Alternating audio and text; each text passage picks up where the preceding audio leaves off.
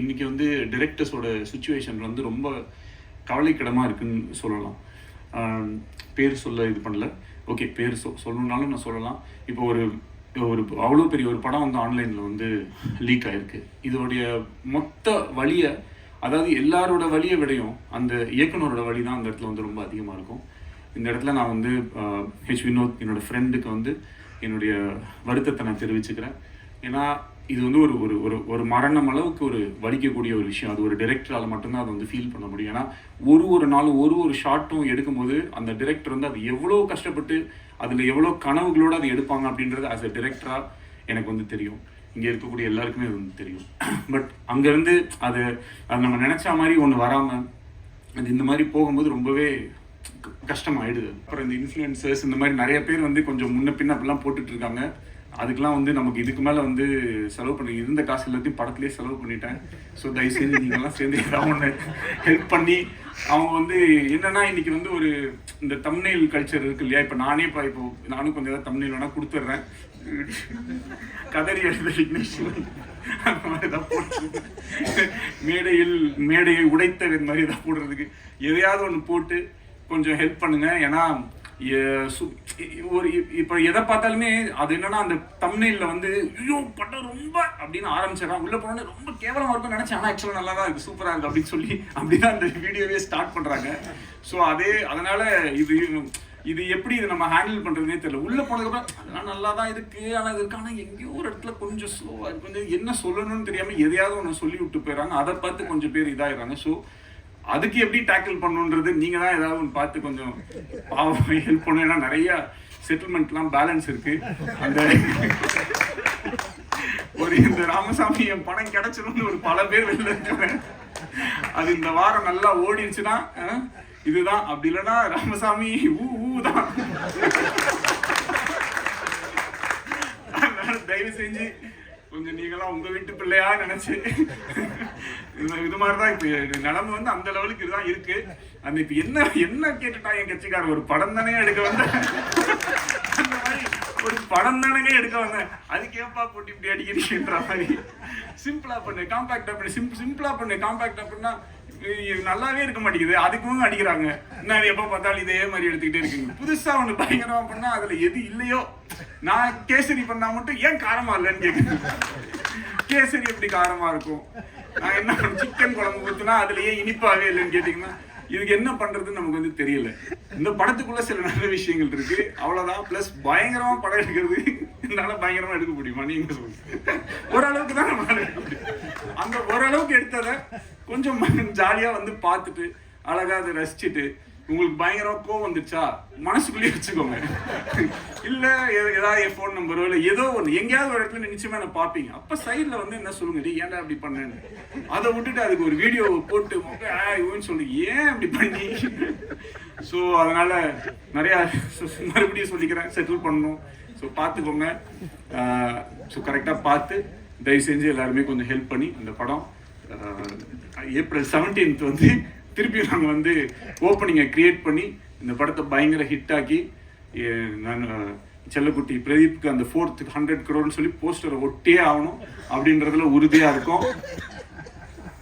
Thank you. நான் அப்புறம் படிக்க முடியாம போயிடும். அது சொல்லி திரும்ப படிச்சீங்கன்னா இன்னும் அவமானமா விட்டுருங்க. ஓகே நானே படிச்சுக்கிறேன். காதலி திரையில் காளியாவாதி எல்லாருக்கும் ரொம்ப சந்தோஷம். ஒரு நிமிஷம் மேடம் விட்டுருங்க.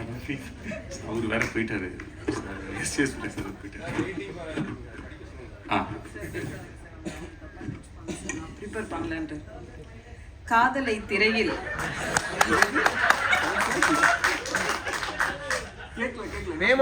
உங்களுக்கு அப்படிலாம் இல்ல, எழுதிட்டு வரல நீங்க நினைச்சிட கூடாதுல்ல.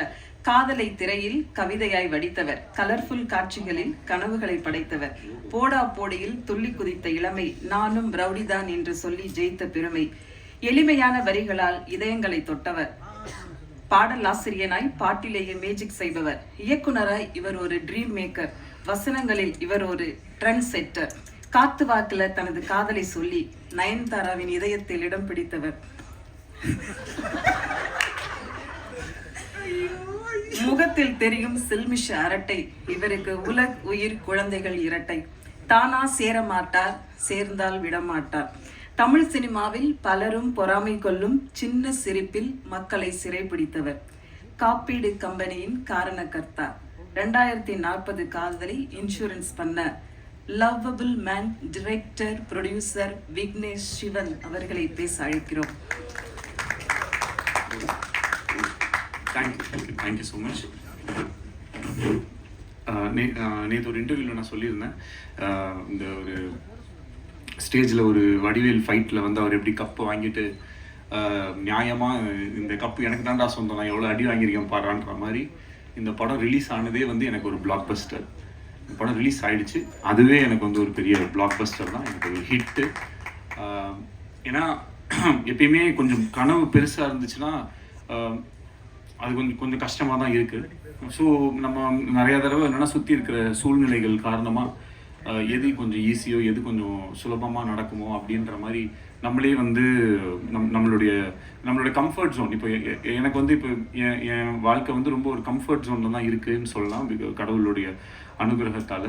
ஆனால் அதே அந்த கம்ஃபர்ட் ஜோனில் எத்தனை படம் வேணாலும் லைஃப்பில் நம்ம பண்ணிகிட்டே போயிட்டே இருக்கலாம். பட் அந்த கம்ஃபர்ட் ஜோனை பிரேக் பண்ணி நான் இருந்த ஒரு சுச்சுவேஷனுமே வந்துட்டு எனக்கு கொஞ்சம் என் மேலே பெருசாக நம்பிக்கை இல்லாத ஒரு சுச்சுவேஷனில் தான் இருந்துச்சு. அந்த மாதிரி ஒரு சமயத்தில் ஒரு கம்ஃபர்ட் ஜோனில் இருக்கிற ஒரு ப்ராஜெக்டை கை வைக்காமல் எனக்கு வந்து என்னை சேலஞ்ச் பண்ணிக்கக்கூடிய விஷயம். இந்த படத்தில் வந்து ஒரு ஃப்ரேம் கூட என்னால் ஈஸியாக எடுக்க முடியாது. சும்மா கேமரா எடுத்துகிட்டு போனால் ஒரு இடத்துல வச்சோன்னா அது வந்து ஒர்க் அவுட் ஆகாது. அதில் ஏதாவது ஒரு மெனக்கடலாவது இருக்கும். அதில் அட்லீஸ்ட் ஒரு காஸ்டியூமாவது கரெக்டாக இருக்கணும், இல்லை பின்னாடி இருக்கிற விஷயங்கள் கரெக்டாக இருக்கணும், இல்லை அதில் இதுக்கப்புறம் வரப்போகிற அந்த சிஜி கரெக்டாக இருக்கணும், இல்லை அங்கே இருக்கிற ஒரு மேக்கப்பில் ஏதாவது ஒரு விஷயம் கரெக்டாக இருக்கணும், இல்லை பேச போகிற டைலாக்ல ஏதாவது ஒரு ஃபியூச்சரிஸ்டிக்கான ஒரு விஷயமா இருக்கணும். இந்த மாதிரி ஏதாவது ஒரு வேலையாச்சும் எக்ஸ்ட்ரா பண்ணணும் அப்படின்ற மாதிரி. அப்படி பண்ணால் மட்டும்தான் இந்த படம் கொஞ்சம் கன்வின்சிங்காக இருக்கும். இல்லைன்னா நம்ம சும்மா சொல்லலாம் 2040 நடக்கிற மாதிரி அப்படின்ட்டு. அப்புறம் இப்போ இந்த ஃபிலிம் ரிலீஸ் ஆச்சு. ரிலீஸ் ஆகும்போது நிறையா நல்ல ரிவ்யூஸ், நிறைய பாசிட்டிவான ஃபீட்பேக்ஸ், நிறைய பாராட்டுகள் அதெல்லாம் இருக்கிற அதே சமயத்தில் சில பேருக்கு வந்து இந்த ஃபிலிம் வந்து கொஞ்சம் ஸ்லோவாக இருக்குது, கொஞ்சம் லேக்காக இருக்குது, இந்த மாதிரி சில விஷயங்களுமே வந்து நான் பார்க்க தான் செய்கிறேன். ஸோ எப்பயுமே இந்த மாதிரி ஒரு ஹை கான்செப்ட், ஒரு ஏதாவது ஒரு கொஞ்சம் ஒரு ரெகுலராக நம்ம அந்த ஒரு அரைச்சமாவை அரைக்காமல் ஏதாவது ஒரு புதுசாக ஒரு விஷயம் சொல்லணும்னா அதற்கான இப்போ ஒரு ஃப்ளைட்டில் நம்ம ஏறுறோம்னா முதல்ல வந்து அந்த சீட் பெல்ட்டை போடுங்க, இந்த இதை பண்ணுங்க, அதெல்லாம் சொல்லும்போது கொஞ்சம் அந்த இடத்துல ஒரு தொய்வடைய தான் செய்யும். பட் அந்த ரூல்ஸ் எல்லாம் தெரிஞ்சதுனா தான் அதுக்கப்புறம் இருக்கக்கூடிய விஷயங்கள் இருக்கும். ஸோ படத்தில் சில இடங்களில் சில காட்சிகளில் வந்துட்டு கொஞ்சம் மெதுவாகவோ இல்லை கொஞ்சம் புரிய வைக்கிறதுக்காக. ஏன்னா ஒரு திரைப்படம்ன்றது வெறும் ஒரு கொஞ்சம் பேர் மட்டும் பார்க்கக்கூடிய விஷயம் இல்லை. அது எல்லா ஏஜ் குரூப்ஸ், எல்லா விதமான மக்களுமே வந்து பார்ப்பாங்க. அப்போ அவங்க எல்லாருக்குமே வந்து அந்த விஷயத்தை நம்ம எப்படி கடத்துறோம் அப்படின்றதுக்காக எல்லாத்து மேலேயுமே நம்ம வந்து கொஞ்சம் டீட்டெயில் பண்ண வேண்டிய ஒரு கட்டாயம் இருக்குது. ஸோ அப்படி இருக்கும்போது ஓவராலாக அந்த ஒரு ஃபில்மை நம்ம பேஸ் பண்ணுற விதமாகட்டும், சில விஷயங்களை நம்ம சொல்கிற விதமாகட்டும், அதுக்கெலாம் வந்து நம்ம கொஞ்சம் எடுத்துப்போம். ஸோ அதை வந்து நான் ஒரு கன்ஸ்ட்ரக்டிவ் கிரிட்டிசிசமாக எடுத்திருக்கேன். அண்ட் அதை பார்க்கும்போது எனக்கும் சில விஷயங்கள் வந்து புரிஞ்சுது. பட் ஹேவிங் செட் இதில் இவ்வளோ விஷயங்கள் இருந்தாலும் தியேட்டரில் போய் இந்த படத்தை பார்க்கும்போது நான் நினச்சது வந்து ஒரு காதல் கதை. ஆனால் பொதுவாகவே எப்பயுமே காதல் படங்கள்னால் அது ஒரு மாதிரி ஒரு தன்மையிலே போயிட்டே இருக்கும். பட் படம் ஃபினிஷ் ஆகும்போது வந்து அது எப்பயுமே ஒரு மெலோ ட்ராமாவா, ஒன்று ஹீரோயின் வந்து இதில் ஏர்போர்ட் போயிடுவாங்க, இல்லை ட்ரெயினில் ஏற போயிடுவாங்க, இல்லைனா ஏதாவது ஒரு சேஸு, இந்த மாதிரி ஒரு ரெகுலர் ஏரியாஸில் இல்லாமல் அது வந்து ஒரு கமர்ஷியல் ஹீரோ வில்லன் ஃபில்முக்கு இருக்கக்கூடிய சில ஹை பாயிண்ட்ஸ் ஏதாவது ஒன்று கிரியேட் பண்ண முடியுமா அப்படின்ற ஒரு எக்ஸ்பெரிமெண்ட் ட்ரை பண்ணி தான் இந்த படத்தில் வந்து அதை வந்து முயற்சி செஞ்சோம். இப்போ அது கடைசியில் தியேட்டரில் வரும்போது அந்த இடத்துல கிளாப்ஸோ அந்த இடத்துல வந்து ஒரு அப்ரிஷியேஷன் வரும்போது பார்க்குறதுக்கு ரொம்ப நிறைவாகவும் சந்தோஷமாகவும் ஒரு ரைட்டராக நம்ம ஏதோ ஒரு விஷயம் ட்ரை பண்ணோம். அந்த ட்ரை பண்ணது ஒரு 1000 பேர் இருக்கக்கூடிய தியேட்டரில் அட்லீஸ்ட் ஒரு ஒரு குறிப்பிட்ட நம்பர் ஆஃப் பீப்புளுக்காச்சும் அது வந்து ஒர்க் ஆகுது அப்படின்றது நினைக்கும் போது நம்மளுடைய வேலை மேலே நமக்கு இருக்கிற ஒரு நம்பிக்கை இன்னும் அதிகரிக்குது. அதுக்கு வந்து மிகப்பெரிய நன்றி டு த ஆடியன்ஸ். அப்புறம் இந்த படத்தை எடுக்கிறதுக்கு எனக்கு என்னுடைய ஃபஸ்ட்டு பவர், இந்த ஃபில்மை நான் பண்ணக்கூடிய இந்த படம் நடக்கிறதுக்கு காரணமாக இருந்தது பிரதீப்னால தான் இந்த படம் நடந்துச்சு. இல்லைனா இந்த படம் நடக்க சான்ஸே கிடையாது. ஏன்னா இந்த படம் பிகினிங்லேருந்தே பட்ஜெட் தான் வந்து இஷ்யூ. இன்றைக்கி நம்ம சினிமாவில் பார்க்குறோம், எவ்ரிடே ஏதாவது ஒரு படம் ட்ராப் ஆகுது, ஏதாவது ஒரு படத்தில் இயக்குநர்கள் மாறிடுறாங்க. இன்றைக்கி வந்து டிரெக்டர்ஸோட சுச்சுவேஷன் வந்து ரொம்ப கவலைக்கிடமாக இருக்குதுன்னு சொல்லலாம். பேர் சொல்ல இது பண்ணல, ஓகே பேர் சொல்லணுன்னாலும் நான் சொல்லலாம். இப்போ ஒரு அவ்வளோ பெரிய ஒரு படம் வந்து ஆன்லைனில் வந்து லீக் ஆகிருக்கு. இதோடைய மொத்த வழியை, அதாவது எல்லாரோட வழியை விடையும் அந்த இயக்குனரோட வழி தான் அந்த இடத்துல வந்து ரொம்ப அதிகமாக இருக்கும். இந்த இடத்துல நான் வந்து வினோத் என்னோடய ஃப்ரெண்டுக்கு வந்து என்னுடைய வருத்தத்தை நான் தெரிவிச்சுக்கிறேன். ஏன்னா இது வந்து ஒரு ஒரு ஒரு ஒரு மரணம் அளவுக்கு ஒரு வலிக்கக்கூடிய ஒரு விஷயம். அது ஒரு டைரக்டரால் மட்டும்தான் அதை வந்து ஃபீல் பண்ண முடியும். ஏன்னா ஒரு நாளும் ஒரு ஷார்ட்டும் எடுக்கும்போது அந்த டைரக்டர் வந்து அது எவ்வளோ கஷ்டப்பட்டு அதில் எவ்வளோ கனவுகளோடு அதை எடுப்பாங்க அப்படின்றது ஆஸ் அ டைரக்டராக எனக்கு வந்து தெரியும். இங்கே இருக்கக்கூடிய எல்லாருக்குமே அது வந்து தெரியும். பட் அங்கேருந்து அது நம்ம நினச்ச மாதிரி ஒன்று வராமல் அது இந்த மாதிரி போகும்போது ரொம்பவே கஷ்டமாயிடுது. ஸோ அதே மாதிரி இப்போது என்னாலையும் வந்து என் படத்தை நான் நினச்ச மாதிரி எடுக்க முடியாதோன்னு அந்த அந்த அந்த பெயின்லேயே போய் கடைசியில் என்னால் முடிஞ்ச வரைக்கும் நான் அந்த படத்தை நான் நினச்ச மாதிரி வந்து எடுத்து அதை வந்து அப்புறமேட்டு ரிலீஸ் ஆகிறதுக்கும் பிரதீப் சார் சொன்ன மாதிரி அவ்வளோ டேட்ஸ் மாறி வந்ததுக்கு ஏகப்பட்ட காரணங்கள் இருந்துச்சு. எங்களால் நிறைய விஷுவல் எஃபெக்ட்ஸு அவ்வளோ விஷயம் எதுவுமே கொஞ்சம் காம்ப்ரமைஸ் பண்ணுறதுக்கும் மனசு வரல. கொஞ்சம் இது இப்படி பண்ணிக்கலாம் அப்படின்னா கண்டிப்பாக மாற்றிருக்க முடியும். பட் ஆனால் அது மாதிரி ஏன்னா இந்த படத்தை என்னால் ஒரு தடவை தான் எடுக்க முடியும். அந்த ஒரு தடவை அதை எனக்கு நான் நினச்ச மாதிரி எடுத்துட்டா எனக்கு சந்தோஷம். அதுக்கு இவ்வளோ பேர் வந்து எனக்கு ஹெல்ப் பண்ணாங்க. ஷூட் வந்து ரொம்ப மாறி நடக்கும். பட் எப்போ வந்தாலுமே அவருடைய 100% எப்பயுமே கொடுக்குற ஒரு ஹீரோ எனக்கு கிடைச்சது வந்து எனக்கு ரொம்ப ரொம்ப ரொம்ப சந்தோஷம். டைமில் வந்து அவர் ரொம்ப ஷார்ப்பு. அதில் இன்றைக்கும் என் மேலே கொஞ்சம் டென்ஷன் ஆகிட்டாரு. 12:30 to 2:30 லஞ்ச் பிரதர், 2:30க்கு ப்ரெஸ் மீட் சொன்னேன். அவர்கிட்ட என்ன பிரச்சனைனா நம்ம 12:30 சொன்னோன்னா 12:29க்கு வந்துடுவார். வழக்கம் போல் நான் ஒரு 1 hour அப்படியே வந்துட்டேன். அதில் வந்து sorry bro, please don't mistake me. இதே மாதிரி எங்களோட ஷூட்டிங்லேயும் எவ்ரி டே வந்து அந்த சொன்ன டைமுக்கு வரதாகட்டும். ஆனால் அதே மாதிரி ஒரு ஷார்ட்டோடைய 100% அவர் ஒரு டிரெக்டர் தான். என்கிட்ட சொல்லலாம், ப்ரோ இது ஓகே ப்ரோ, இது இங்கேருந்து வைட் க்ளோஸ் கட் பண்ணிக்கோங்க அப்படின்னு ஈஸியாக சொல்லிட்டு போயிடலாம். நானே ஏதாவது சின்ன ஆட்லாம் ஏதாவது நடிக்கிறதுக்கு போவேன் கை செலவுக்கு.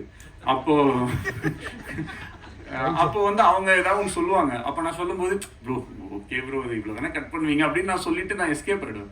ஆனால் இவர் வந்து நான் எத்தனை தடவை எதை கேட்டாலும் வந்து அது அவர் அந்த இடத்துல வந்து ஒரு ஹீரோ. நான் வந்து ஒரு நடிக்க வந்திருக்கேன், நான் என் வேலையை தான் பண்ணுவேன்ற மாதிரி பண்ணுறது வந்து ரொம்ப ஆச்சரியமாக இருந்தது எனக்கு. அப்புறம் ஒரு குறிப்பிட்டு சொல்லணும்னா என் படத்தில் வந்து ஒரு ஸ்விம்மிங் பூலில் இருக்கிற மாதிரி ஒரு சீக்வன்ஸ் ஒன்று வந்துச்சு. தண்ணிக்குள்ளே இருக்கணும். இதுவே ஒரு ஆக்ஷன் ஃபிலிமில் நான் அந்த சீக்வன்ஸ் எடுத்திருந்தா மேபி அது வேற மாதிரி இருக்கும். இது ஒரு லவ் ஸ்டோரின்னும் போதே எல்லாருமே ப்ளஸ் இந்த ஜாலியான படம், கலர்ஃபுல்லான படம்னா அது என்னமோ எடுக்கிறது ரொம்ப ஈஸியாகவும் அது என்னமோ ரொம்ப விளையாட்டுத்தனமாக நம்ம எடுப்போன்ற மாதிரியுமே ஒரு பெர்செப்ஷன் இருக்கும். இதே ஒரு காட்டில் போய் ரொம்ப புழுதியில் அப்படி இப்படின்னு கஷ்டப்பட்டு இருக்கிற மாதிரி படம்னா அது ரொம்ப கஷ்டப்பட்டு எடுத்த மாதிரி படமாகவும், ஃபாரின்லலாம் போய் எடுத்தோம்னா அது ரொம்ப ஈஸியான படமாகவும் ஒரு பெர்செப்ஷன் இருக்குது. எல்லா படம் எடுக்கிறதும் கஷ்டம் தான். இப்போ இந்த மாதிரி ஒரு படத்தில் இந்த மாதிரி ஒரு சீக்வன்ஸ், ஒரு ஆக்ஷன் சீக்வன்ஸ்க்கு நிகராக உயிருக்கே ஆபத்தார அளவுக்கான ஒரு சீக்வன்ஸாக தான் அது வந்து எங்களுக்கு இருந்துச்சு. ஏன்னா கிட்டத்தட்ட அந்த கேமரா உள்ளே எடுத்துகிட்டு போய் ஒரு நிமிஷம் to 1.5 நிமிஷம் ஒரு மூச்சு வந்து தம் கட்டி வந்து நடிக்கணும். நைட்டு ஃபுல்லாமே அதை வந்து பண்ணிட்டு இருந்தாரு.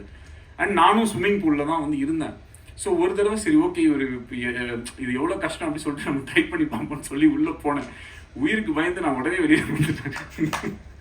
ஆனால் அவ்வளோ தடவை பண்ணி காலையில் 5:30 6 மணி வரைக்குமே வந்து அந்த சீக்வன்ஸை அவர் பண்ணி முடிச்சுட்டு கூட ஏன் ப்ரோ என்னை போட்டு இப்படி டார்ச்சர் பண்ணுறீங்கன்னு சொல்லுவாருன்னு பார்த்தா ப்ரோ ஓகேவா கரெக்டாக வந்துருச்சா எடுத்துக்கலாமா இன்னும் எதாவது எடுத்துக்கலாமா அப்படின்னும் போது ஒரு ஆக்டராகவும் ஒரு டிரெக்டராகவும் அந்த இடத்துல வந்து அவர் என்னை ரொம்ப இந்த மாதிரி நிறையா நான் ரொம்ப என்னை லைஃப் டைமில் வந்து என்னால் மறக்க முடியாத நிறையா மொமெண்ட்ஸை வந்து எனக்கு பிரதீப் கொடுத்துருக்காரு. அதுக்கு வந்து ஹார்ட்ஃபெல்ட் தேங்க்ஸ். இன்றைக்கி இந்த படத்துக்கு வந்து மிகப்பெரிய ஓப்பனிங். ஏன்னா மேபி இந்த படம் வந்து டிரெக்டட் பை வேறு ஏதாவது ஒரு பேர் போட்டிருந்தா இன்னும் பயங்கரமாக கூட ஓப்பன் ஆகிருக்கலாம், சொல்ல முடியாது. பிரதீப் ரங்கநாதன் அப்படின்ற ஒரு பேருக்காக ஆடியன்ஸ் அந்த ஓப்பனிங்கை வந்து என்னதான் டிலேஸ் அப்படி இப்படின்னு இருந்தாலும் அந்த அளவுக்கு வந்து இந்த படத்தை ஆதரவு கொடுத்துருக்காங்க. அதோடைய ஓப்பனிங்க்கு அவ்வளோ அந்த ஃபேன்ஸோ அவங்களுடைய விஷயங்கள் எல்லாமே வந்து ரொம்ப ரொம்ப பாசிட்டிவாக எங்களுக்கு வந்து அமைஞ்சிருச்சு. இப்போது இந்த வீக்கு என்னை பொறுத்த வரைக்கும் இந்த படம் வந்து ஒரு லாங் ரன் போகும், அதற்கான எல்லா தகுதியும் பொட்டென்ஷியலும் இந்த ஃபிலிமில் இருக்குது அப்படின்றத நான் நம்புகிறேன். இன்னும் இந்த வீக்கெண்டுமே வந்து பயங்கரமாக வந்து இந்த படம் எல்லாமே 10 வருஷம் முன்னாடி எடுத்த படத்தெல்லாம் எடுத்து ரீரிலீஸ் பண்ணிட்டு இருப்பாங்க. நான் இப்போ ஓடிட்டு இருக்கிற படத்தை திருப்பியும் 17ஆம் தேதி ஃபர்ஸ்ட் டே மாதிரி ஒரு ஓப்பனிங் வாங்கணும் அப்படின்ற மாதிரி எனக்கு ஒரு ஆசை. இன்னும் கொஞ்சம் பயங்கரமாக இது ஒர்க் அவுட் ஆகணும். ஏன்னா நிறையா கொஞ்சம் மிக்ஸ்டு ரிவ்யூஸ் இந்த மாதிரிலாம் இருக்குது. அது படத்தை போய் பார்க்கும்போது மேபி இன்னும் பெட்டராக இருக்கலாம். இந்த ஒரு ஆல்ரெடி சில மைண்ட் செட்டோட பார்க்கும்போது எவ்வளோ அழகான, இப்போ இது என்னது இது ஸ்வீட்டாக கேவலமாக இருக்குது அப்படின்னு சொல்லி குலாப் ஜாமுனை கொடுத்தா மேபி சாப்பிடும்போது அப்படி தோன்றதுக்கும் வாய்ப்பு இருக்குது. அந்த மாதிரி சும்மாவே ஏதாவது ஒரு விஷயத்த சொல்லி அது பண்ணும்போது அது கரெக்டாக போக மாட்டேங்குது. எந்த விதமான மைண்டில் எதுவும் இல்லாமல் இந்த படத்தை நீங்கள் போய் நேராக தேட்டரில் உட்காந்து பார்த்தீங்கன்னா கண்டிப்பாக வந்து ரசிப்பீங்க அப்படின்றதுக்கு வந்து நம்பலாம். என்னுடைய வேர்டை நீங்கள் வந்து நம்பலாம். அண்ட் ப்ரோ, இந்த ஃபில்மும் வந்து கூடிய சீக்கிரம் உங்களுடைய 100 crore கிளப்ல வரும். கான்ஃபிடென்ட்டாக இருங்க, வெற்றி நிச்சயம்.